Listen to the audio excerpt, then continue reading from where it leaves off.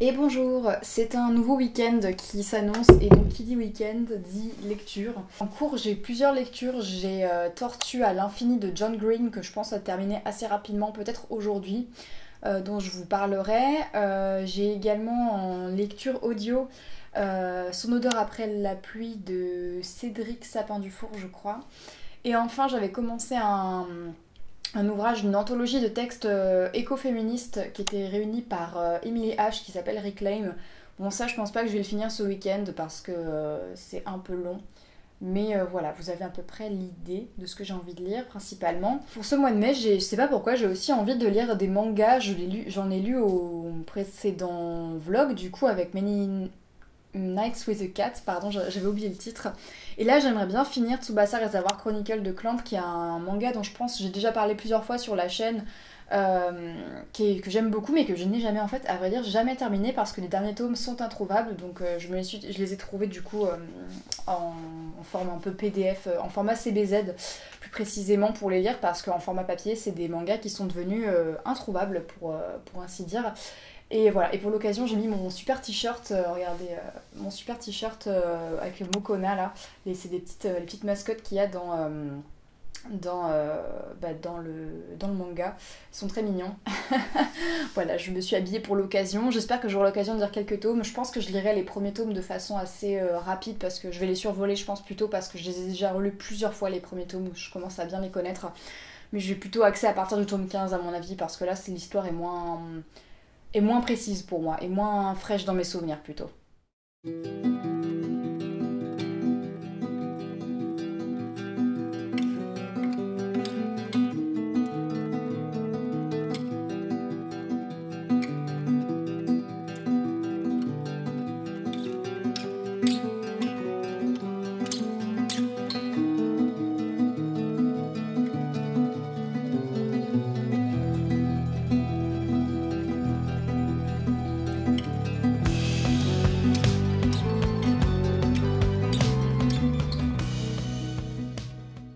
Je viens de finir Tortue à l'infini de John Green et j'avoue que je me sens un peu bizarre après cette lecture. C'est une lecture qui je ne pensais pas m'aurait autant touchée. C'est un roman plutôt destiné à la jeunesse, mais je trouve que c'est un très très bon roman pour tout le monde au final, que ce soit pour plus jeunes ou pour adultes. Ça raconte l'histoire de Asa qui vit à Indianapolis, qui est une ville des États-Unis. Je crois que c'est dans l'Arizona, mais je ne suis pas tout à fait sûre. Et avec sa meilleure amie Daisy, elles vont s'intéresser à un phénomène local qui s'est passé, à savoir la disparition d'un milliardaire, je crois, ou non, d'un PDG d'entreprise extrêmement riche, qui en fait est le père d'un garçon que Asa avait rencontré quand elle était plus jeune à une colonie ou quelque chose comme ça. Donc ça va nous raconter un petit peu comment elles vont essayer de mener l'enquête et aussi cette retrouvaille avec Davis, donc le fils de ce PDG, avec Asa. Donc c'est un petit peu leur quotidien et l'avancement un peu des informations sur cette enquête, mais surtout ça parle de comment Asa traverse ce quotidien, ce que le roman est raconté suivant son point de vue, et c'est un personnage qui a des anxiétés très importantes. Elle se retrouve piégée souvent dans ce qu'elle appelle des spirales de pensée, c'est-à-dire qu'elle elle a une peur bleue en fait, par exemple des bactéries, des choses qui infectent son corps, de ne pas être réelle. Elle a vraiment des angoisses en fait liées à ça. Et elle a aussi des troubles en fait, des troubles obsessionnels compulsifs, je pense, pardon. Je suis pas experte des termes, mais il me semble que c'est bien ça qu'elle a. Et en fait, c'est comment elle vit son quotidien avec ça. Ce qui m'a impressionnée, c'est que John Green, il arrive vraiment bien à transmettre en fait l'anxiété et l'angoisse de son personnage à 2-3 reprises en fait en lisant le livre. Je me suis vraiment pas sentie bien en fait quand Asa elle-même était en train d'avoir une spirale de pensée et d'avoir des sortes d'obsessions.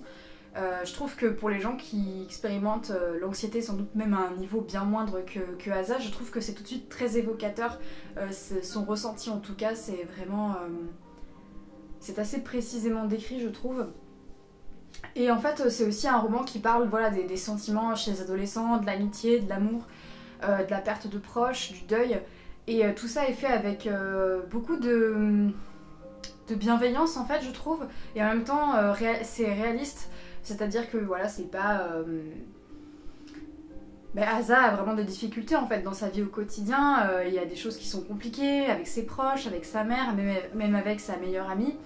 Mais le roman est plutôt, comment dire, le roman n'occulte pas les difficultés que cela a dans sa vie, mais est plutôt positif, c'est-à-dire que il nous montre que Asa, elle peut trouver du soutien, elle peut avoir une vie normale entre guillemets, hein, elle réussir quand même à vivre des choses positives, etc. dans son quotidien. Donc c'était vraiment un beau livre et oui, là, ça m'a vraiment beaucoup touchée. Je pense que j'ai vraiment eu des moments à la fois d'angoisse en le lisant à travers le personnage, mais aussi même de moments où j'étais très touchée et assez émue.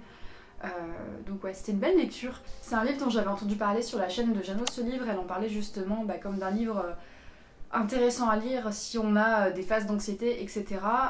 Mais je pense tout simplement que c'est un livre qui est intéressant pour parler des sentiments et qui est vraiment, je trouve, pour le coup... ça doit être chouette de pouvoir lire ça, je pense, quand on est jeune, parce que ça donne plein de... comment dire, de pistes, en fait, de signes d'espoir et de... comment dire... Ouais, je trouve que voilà, ça rappelle qu'il faut se concentrer sur l'instant présent, que ça donne de l'espoir, donc c'était assez chouette. Et étrangement, en fait, aussi en lisant ce livre, j'ai vraiment projeté des jeux que j'ai pu faire avec des personnages justement qui sont un peu des adolescents. Je pensais un petit peu à des jeux comme Oxenfree ou Life is Strange. Et je sais que beaucoup de jeux vidéo aussi maintenant essayent de montrer finalement ce que peuvent être des crises d'angoisse, des choses comme ça. Il y a des jeux qui se sont basés un peu là-dessus. Donc voilà, ça m'a aussi évoqué ça en le lisant. Voilà, c'était une bonne lecture, je suis contente d'avoir découvert cet ouvrage.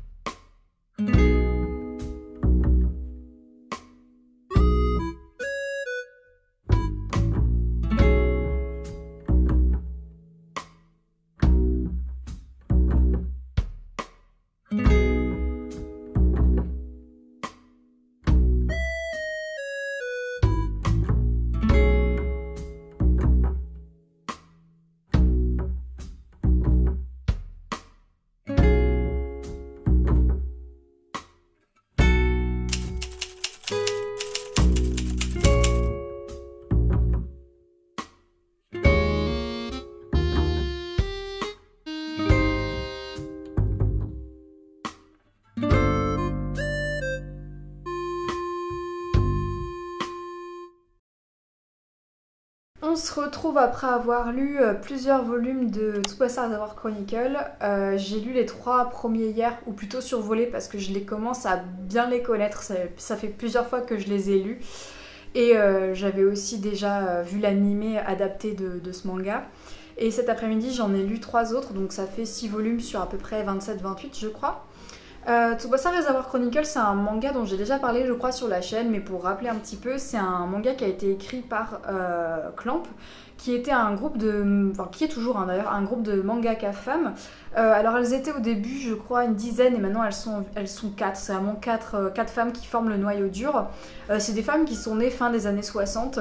Alors nos œuvres ont eu un rôle assez important dans les années 70, début 2000, je pense, avec notamment... enfin moi j'avais connu quand j'étais petite le manga X et surtout Cardcaptor Sakura, que vous connaissez sans doute parce qu'il y avait un animé qui passe, c'était un dessin animé qui passait en France, et bien c'est elle qui l'avait fait.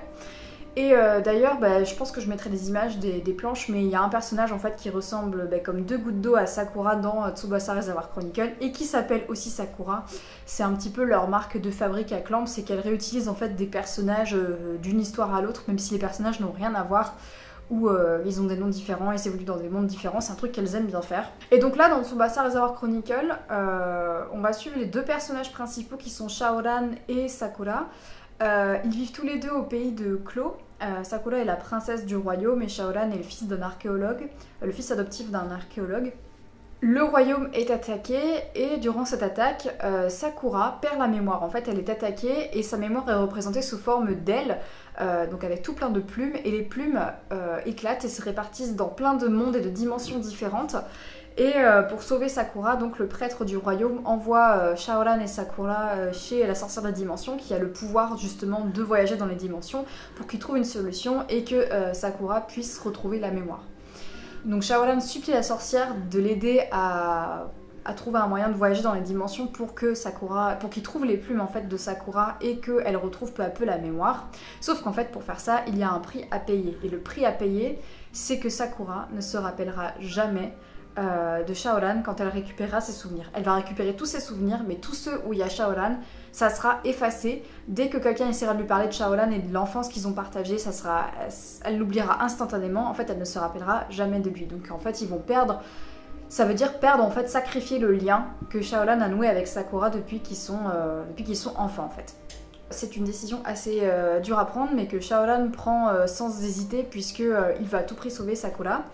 Et il part donc en quête de voyage dans les dimensions, et il va être accompagné pour cela de deux personnages, de deux acolytes qui vont être Faye et Kurogane, qui ont aussi été envoyés chez la sorcière des dimensions pour une bonne raison. Kurogane, lui, il a été envoyé par la princesse qu'il sert de son royaume, qui semble être un peu le Japon féodal, pour qu'il devienne plus fort. Et Faye, il a retrouvé la sorcière par ses propres moyens, pour justement ne jamais revenir du monde duquel il vient. On n'en sait pas plus sur ses motivations, et voilà, on va suivre en fait donc ces 4 personnages dans leurs aventures pour retrouver les plumes de Sakura. Et voilà, c'est assez... voilà, c'est des mélanges, on va découvrir plein de mondes différents, ils vont apprendre à rencontrer les gens qui habitent dans ces mondes. Il y a parfois des combats, parfois un petit peu plus des enquêtes, un petit peu sous forme d'enquête. Enfin, il y a toujours des choses un peu différentes à chaque nouveau monde. Et c'est assez prenant et plaisant à suivre, les personnages sont vraiment attachants, ils ont chacun et chacune leur personnalité, leur propre sensibilité. Donc c'est assez divers au niveau des aventures qu'elles vont vivre. D'ailleurs c'est un manga qui a une classification un peu bizarre parce que Clamp, elles sont connues pour avoir fait pas mal de shoujo, mais là c'est un manga qui a un peu une vocation un peu plus seinen apparemment, même si bon je suis pas trop fan des catégories de manga parce qu'il y a une phase un peu combat, il y a une phase un peu sombre, je pense. En tout cas c'est prenant, il y a une phase un petit peu aussi amusante parce qu'il y a une petite mascotte qui ressemble à un petit lapin très mignon qui s'appelle Mokona, que j'aime beaucoup. Je l'ai même en peluche, c'est pour vous dire que j'aime vraiment beaucoup ce manga. Et les dessins sont absolument sublimes. Je trouve qu'il y a beaucoup de dessins de shoujo des années 90, début 2000 qui ont quand même une patte assez particulière et qui ont pour moi pas forcément bien vieilli. C'est mes goûts perso, hein. Je les trouve toujours beaux, mais il y a toujours... C'est un style particulier, on va dire. C'est pas que je trouve que ça a mal vieilli, c'est que c'est un style particulier et on identifie que c'est une période, je trouve. C'est peut-être pareil pour d'autres types de mangas, je sais pas trop. Mais par exemple, Clamp avec X, je me rappelle, le style est un peu différent. Le style est quand même plus... fait vraiment très shoujo, alors que là, on est quand même sur un style un peu... plus intemporel. En tout cas, ça me choque pas en regardant, en le lisant. Enfin, je me dis pas que c'est un manga qui est vieux. Alors qu'en vrai, je sais pas de combien il date. Je pense qu'il date du milieu des années 2000. Tsubasa Reservoir Chronicle, quelque chose comme ça, je pense. Avant 2010, en vrai, moi, je dirais. Donc voilà, le dessin est absolument magnifique. Clamp, elles adorent faire des personnages très élancés. Vraiment, c'est des grandes perches, leurs personnages, c'est assez marrant. Et elles aiment beaucoup tout ce qui est... elles aiment beaucoup dessiner voilà, tout ce qui est un petit peu avec des attraits un peu fantasy, des vêtements, de très beaux vêtements amples avec beaucoup de détails, des épées, des armes, des créatures fantastiques aussi un petit peu, des dragons, des espèces de renards, de loups. Voilà, elles font vraiment des personnages, des costumes et des créatures absolument superbes. Et pour ça, c'est des mangas qui sont vraiment très beaux à suivre. En tout cas, là, je suis au 6e volume et... Enfin, ça se lit vraiment très bien, je suis ravie de reprendre. J'espère que du coup, là du coup ce que j'aimerais bien faire pour le mois de mai, c'est de finir en fait vraiment cette saga une bonne fois pour toutes entre guillemets. C'est que j'ai jamais fini le manga alors qu'il est fini depuis vraiment longtemps. Voilà.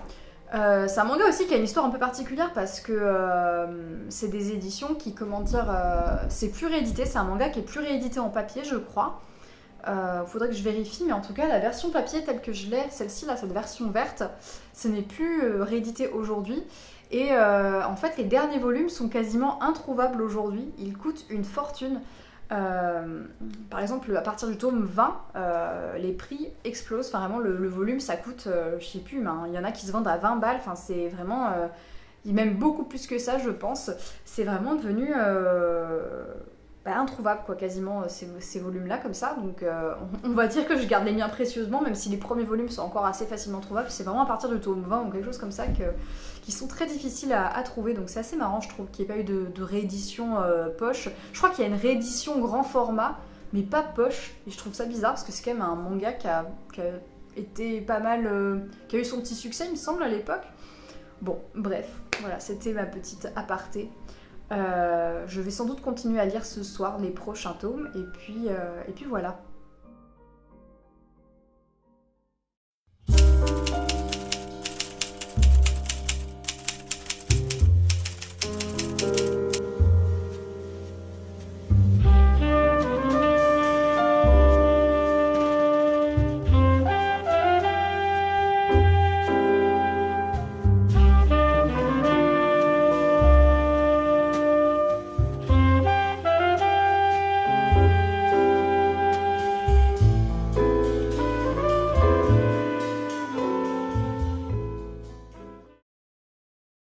Les trois ont toute la pièce.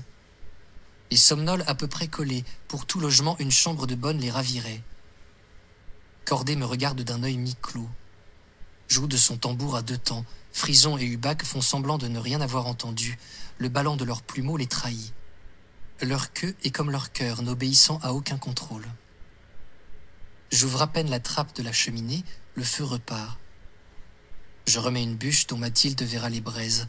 L'eau bout, le thé infuse, et le pain de la veille grille, tout cela sent très bon.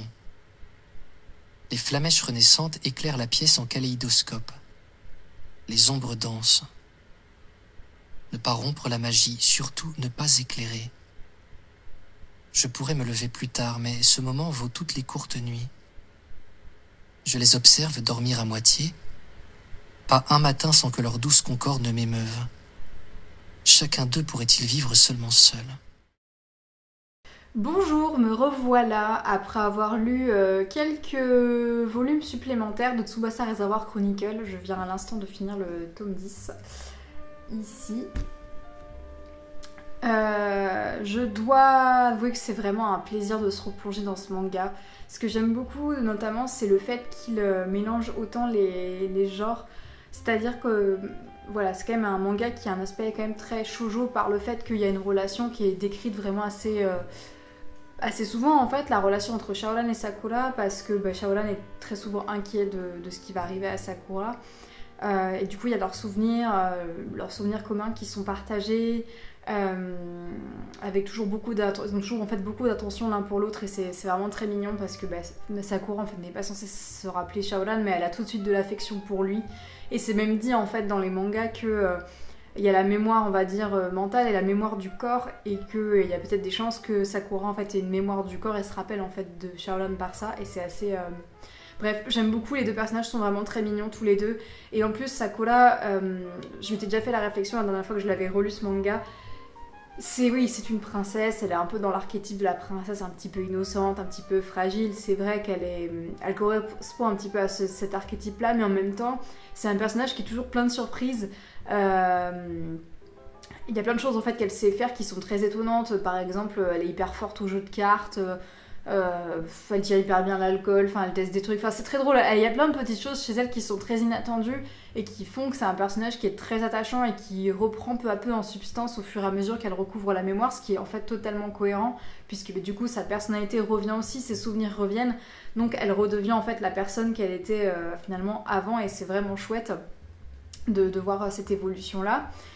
Et beaucoup de combats en fait, beaucoup d'aventures aussi présentes. C'est vrai que c'est marrant parce qu'en fait Tsubasa Reservoir Chronicle c'est totalement un isekai, mais c'est un isekai avant l'heure finalement, enfin avant que ça soit à la mode, parce que bon, si vous regardez un peu des mangas, des animés, les isekai c'est très à la mode, c'est ce qu'on voit le plus.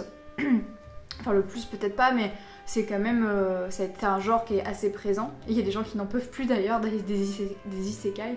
Et donc oui, c'est complètement ça, Tsubasa Reservoir Chronicle. Donc il y a pas mal de combats, et puis voilà, il y a tout un système d'intrigue, parce qu'en fait dès qu'ils vont commencer à voyager, on va se dire pourquoi en fait ils ont dû quitter le pays de Clos, qui a attaqué le pays de Clos, qu'est-ce qui s'est passé, qu'est-ce qu'elles ont de si important que ça, c'est les ruines du pays de Clos. Les personnages vont aussi se faire la réflexion qu'ils se sentent observés durant leur voyage, qu'ils ont l'impression qu'on suit un peu leurs faits et gestes, qu'il y a quelqu'un qui essaye d'influencer le cours des choses, et c'est pas forcément la sorcière des dimensions qui les fait voyager, ce serait quelqu'un d'autre, donc ça, il va y avoir un peu de mystère par rapport à ça. Il y a aussi des questionnements sur l'identité de Shaolan, puisque c'est un orphelin qui a été adopté par un archéologue et qui du coup est devenu archéologue, apprenti archéologue lui-même en fait. Donc c'est assez intéressant, il y a toutes ces choses-là qui sont abordées, et aussi le passé un petit peu de Faye et Kurogane, les deux autres personnages qui les accompagnent.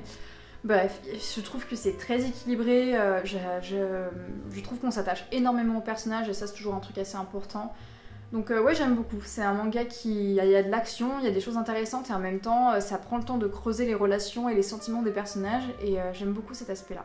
J'ai aussi terminé d'écouter Son odeur après la pluie de Cédric Sapin-Defour. Je crois que j'ai dit Dufour dans l'introduction, mais c'est bien Sapin-Defour, bref. Ça c'est une histoire en fait d'un homme qui adopte un bouvier bernois qu'il appelle Hubac quand il est, je crois, étudiant plus ou moins, enfin assez jeune en tout cas. Tout simplement toute sa relation en fait, la relation qu'il va nouer avec ce chien, son observation en fait de cet animal, ce que ça va lui apprendre, ouais, tout son quotidien en fait, quel va être le changement du quotidien aux côtés d'un chien en fait.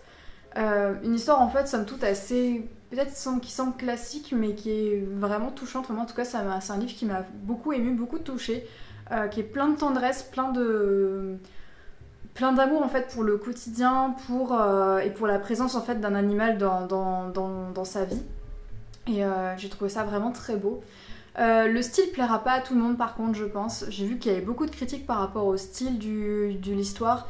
C'est un style qui est très, voilà, c'est assez détaillé parfois. C'est un peu, il y a des développements en fait, un peu de réflexion de l'auteur, ou même d'observation, qui peuvent paraître alourdir le récit, ou en tout cas donner peut-être presque un style prétentieux. Moi j'ai pas du tout eu cette impression. Au contraire, j'aimais bien cet aspect un peu plus... Je trouvais que c'était une façon en fait d'étoffer les réflexions du narrateur sur le chien, sur la vie, sur la perception peut-être que Hubac a du monde qui l'entoure, sans jamais entre guillemets le faire parler Hubac sans jamais parler à la place de son chien en fait, je trouve. Et non, moi j'ai trouvé que c'était un style très élégant qui n'enlevait en rien en fait à l'émotion et au fait que ce récit soit touchant. Donc moi ça m'a pas dérangé du tout, mais je sais que ce sera pas forcément le cas de tout le monde. Je pense aussi que le fait d'avoir écouté le livre joue beaucoup, parce que j'étais pas forcément 100% attentive à chaque moment, donc peut-être aussi que j'ai pas senti la lourdeur du style parce que j'étais pas non plus 100% focus à chaque fois. C'est un livre que j'ai écouté en faisant souvent d'autres choses, en rangeant, en faisant la cuisine, mais même... voilà, il m'a quand même beaucoup touchée malgré tout. Voilà, dès qu'il décrit l'adoption du chien au début quand il est petit, c'est vraiment très mimi quoi. Et après par la suite en fait il va adopter d'autres chiens, et je crois qu'en fait il a toujours aujourd'hui... il a toujours eu des chiens en fait, à partir de là l'auteur il a toujours eu des chiens. Voilà, donc on va suivre en fait toute sa vie avec Hubac de son adoption tout petit à quelques mois jusqu'à sa mort. Bon, vous doutez bien que la fin de l'histoire on s'y attend forcément, mais même si on s'y attend, ça fait quand même ouais, il y a un peu on est un peu mal quoi, on est un peu triste parce que forcément la perte d'un animal c'est jamais évident. C'est vraiment un beau livre, je trouve. En tout cas, si vous aimez les animaux, ça va forcément je pense que ça ne peut que vous toucher. Voilà, je pense que le point qui pourra bloquer des personnes, c'est vraiment le style. Je sais, en vrai, je me rends pas compte à l'écrit par rapport à l'oral, mais moi, comme j'avais vraiment l'impression qu'on me racontait l'histoire de quelqu'un avec son chien, il y avait un côté un peu... comme un conte, un peu comme quelqu'un vous raconte son histoire avec son animal de compagnie, qui fonctionnait bien sur moi. Peut-être qu'à l'écrit, en le lisant à l'écrit, j'aurais peut-être pas aimé, je sais pas dire. Mais voilà, pour vous donner une idée, je pense que je vous passerai un extrait du livre audio après. J'ai beaucoup aimé la voix du narrateur, Samuel Charles, qui est une voix très douce, qui allait vraiment bien avec le récit et avec toute la tendresse que l'auteur a pour l'animal et toute... Enfin vraiment, à tout niveau, c'était parfait, ça allait très très bien avec. Il y a peut-être une autre chose que je peux préciser sur mon écoute. J'ai quand même trouvé que la narration était peut-être un poil lente. Je pense que ça va convenir à des personnes, mais moi j'avoue que j'ai écouté le livre audio, ça ne m'arrive jamais en 1.2. C'est quelque chose que je ne fais jamais, mais là je l'ai écouté en 1.2. Et en repassant en vitesse normale pour voir, et notamment pour vous faire écouter l'extrait, je me suis dit... Vraiment, ça aurait été trop lent pour moi. Le 1.2, en fait, je voyais quasiment pas... Enfin, je vois la différence, mais ça me gênait pas du tout par rapport à ce que j'ai l'habitude d'écouter, donc voilà. Mais bon, je pense que vous avez compris que je parle assez vite, je suis un peu speed. Donc peut-être que c'est juste propre à moi-même et que je suis un peu matrixée, c'est tout. À la découpe du pain, Frison la goulue s'étire. Son museau, flatté par les premiers effluves, en frétille à grande vitesse. Et elle vient s'enquérir de la qualité de ma nuit. Cette chienne, vouant une passion pour l'absorption et estimant que tout est mangeable, des maniques au portefeuille, qu'elle s'intéresse à un aliment reconnu comme tel est une bonne nouvelle. Elle lèche l'air frénétiquement, pensant faire venir à elle quelques poussières de tartine et pose sa tête sur ma cuisse, sachant qu'elle peut de ses yeux relevés tout obtenir de moi. Je lui dis d'en profiter car la semaine prochaine débute la fermeté. Et pour continuer sur les lectures que j'ai en cours, je vous avais parlé, je pense, aussi en introduction de vlog, il me semble, de Reclaim, recueil de textes écoféministes choisi et présenté par Emily H, donc ceci, qui est une sorte en fait d'anthologie de textes écoféministes, qui est quand même une belle brique, je trouve. J'en ai pas lu beaucoup, j'ai juste lu l'introduction et le premier texte que j'ai trouvé un peu... comment dire ? Je comprends pourquoi c'est un texte fondateur de l'écoféminisme, tel qu'il a été fait à l'époque, parce qu'il a une forme assez intéressante, en gros, où c'est comme un dictat en fait du monde tel qu'il est aujourd'hui, donc qui dit les animaux n'auront pas de pensée, pas de sentiments, les femmes devront faire ci, les femmes seront le démon, etc. Qui peut sembler extrêmement caricatural en fait à lire en 2025, mais je pense que pour l'époque c'était vachement intéressant, c'était publié dans les années 70 je crois, ouais je sais plus trop. Quelque chose comme ça, c'est un texte de Suzanne Griffin. Donc j'avoue que remettre ce texte pour vous dire que c'est un peu une introduction à l'écoféminisme, pourquoi pas, mais j'avoue qu'il m'a pas spécialement marqué. Donc je vais continuer. Je pense que ça va être intéressant, mais il y a 2-3 trucs où je pense que je vais pas trop être d'accord ou être un peu... j'attends de voir quoi. J'attends de voir. L'introduction m'a un peu laissé dubitatif sur certains aspects. Parce que... J'ai l'impression en fait qu'il y a un aspect très spirituel, très dans l'individualité par rapport à l'écoféminisme. Ça c'est peut-être mon interprétation et peut-être que ça va être justement un peu débunké par le bouquin, je sais pas. Mais voilà, donc je verrai ce qu'il en est en le lisant, je vous débrieferai. Je pense que je vais quand même prendre mon temps pour le lire vu que c'est un peu une anthologie, donc on peut un peu,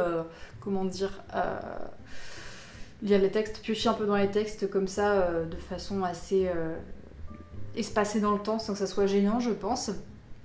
Voilà. Et j'ai commencé, alors là pour le coup je vous ai dit que ça c'était une brique, mais alors le truc que je vais vous montrer c'est un mur à côté hein, voilà. Quelle est-ce donc cette chose dans laquelle je me lance?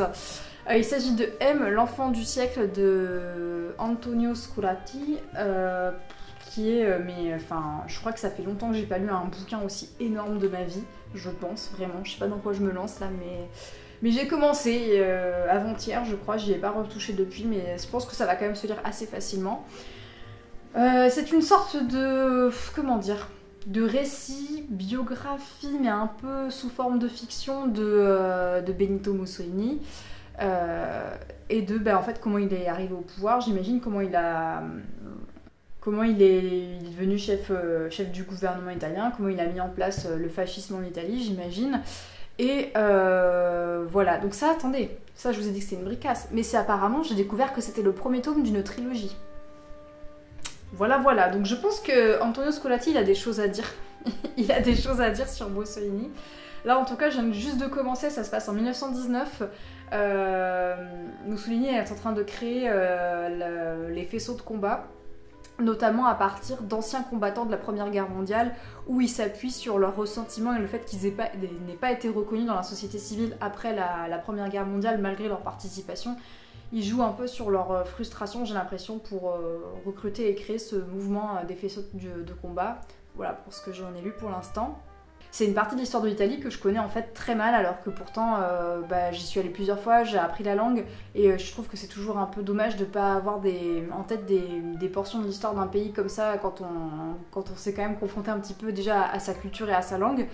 Et je pense aussi que c'est à mon avis un ouvrage qui est hyper intéressant parce que même au-delà de l'Italie, je pense que c'est quand même un bon exemple de comment comment le fascisme en fait monte dans un pays. À mon avis, ça va aussi expliquer ça, comment ce mec il arrive à avoir une telle ascension et entraîner son pays là-dedans en fait. Enfin, je pense que ça va être à mon avis un thème clé dans cet ouvrage. Tiens, d'ailleurs, ça le dit dans le résumé, comment un agitateur qui voulait vivre dangereusement a-t-il réussi à devenir le dictateur qui fascine tout un peuple. Donc ça, je suis assez curieuse de voir comment ça va être décrit. On le voit déjà un petit peu dans le début, dans la façon dont c'est écrit, explicité, les morceaux qui sont choisis. Donc je pense que ça va être une lecture qui va me prendre du temps, clairement. Même pas sûre de le finir pour le mois de mai, clairement. Mais je vous tiendrai au courant progressivement en fonction de mon avancée. Là pour le moment je suis encore en 1919 et je sais pas jusqu'à quelle date ça va ce premier volume. Allez, je me spoil ou pas? Non, je me spoil pas. J'ai vu une date mais je suis pas sûre que ce soit la dernière, on verra. On verra à quelle période ce bouquin s'arrête. De toute façon s'il y a une suite c'est que ça doit pas s'arrêter, ça doit s'arrêter encore avant la fin de la Seconde Guerre mondiale, c'est sûr. Voilà, je sais pas si je vais clore le vlog ici ou si je vais continuer, je ne sais jamais trop. Mais d'ici là, portez-vous bien, à plus.